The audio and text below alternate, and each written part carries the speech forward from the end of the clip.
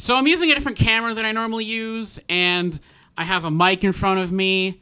I rented some equipment from the film department of my school, so we'll kind of see how this goes. I just want to talk about how Pokemon Sword and Shield are a disaster. I'm recording this right now during the launch date of Sword and Shield, and from the looks of it so far, it ain't looking great. I mean, even aside from half the Pokemon being cut, what the hell is wrong with this game? Those trees that everyone was complaining about still have those awful textures. Characters pop in and out like 5 feet in front of you. And why do the NPCs freeze when you climb a ladder? Don't even get me started on those Zacian and Zamazenta turning animations. This is so stupid. Now, I've seen a bunch of reviews score this game above an 8, which is... What? No, what are you doing? Don't do that! On its own, this game looks like a 6 out of 10 at best, and I'm being generous. Did I mention that as of currently, the game could potentially either brick your Switch or cause you to lose all your save data from all your other Switch games? No game with those issues is getting a 9.3. I have no idea why reviewers are defending these such high scores, when if this was literally any other gaming franchise, they would rip something like this apart. I think there are some like animation issues in certain capacities, and we can talk briefly about that next, what me and Casey think Pokemon Sword and Shield could have done better and what we'd want to see from future games. But yeah, holistically, it's just been like a random cesspool of misinformation, and I think just play the game if you want to play the game. If like for some reason you've seen this and have decided that because of this you're not playing the game, that's on you. But no, I'm not attributing malice to what probably could be stupidity or just the context of the situation.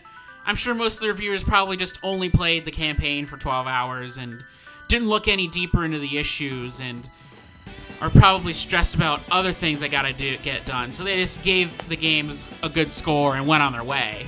But I would like to make the argument that GameFreak, and by extension the Pokemon Company, are worse than EA for all EA games' faults.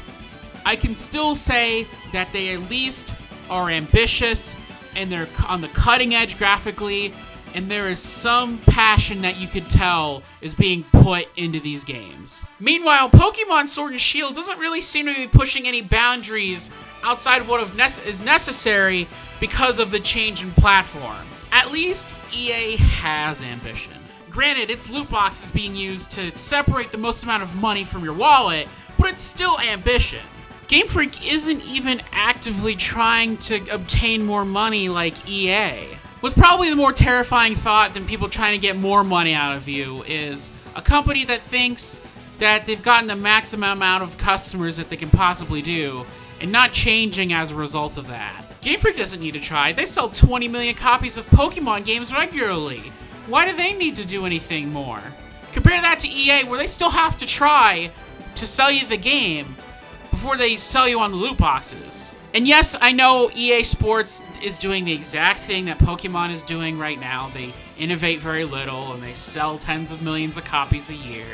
But I thought it would be more fair and interesting to compare real games, and I don't mean real games as in like, you know, you're not a gamer if you don't play FIFA, but like games like Anthem or Battlefront compared to something like Pokemon, which I would say falls more into the sort of hardcore gamer sphere than a sports game.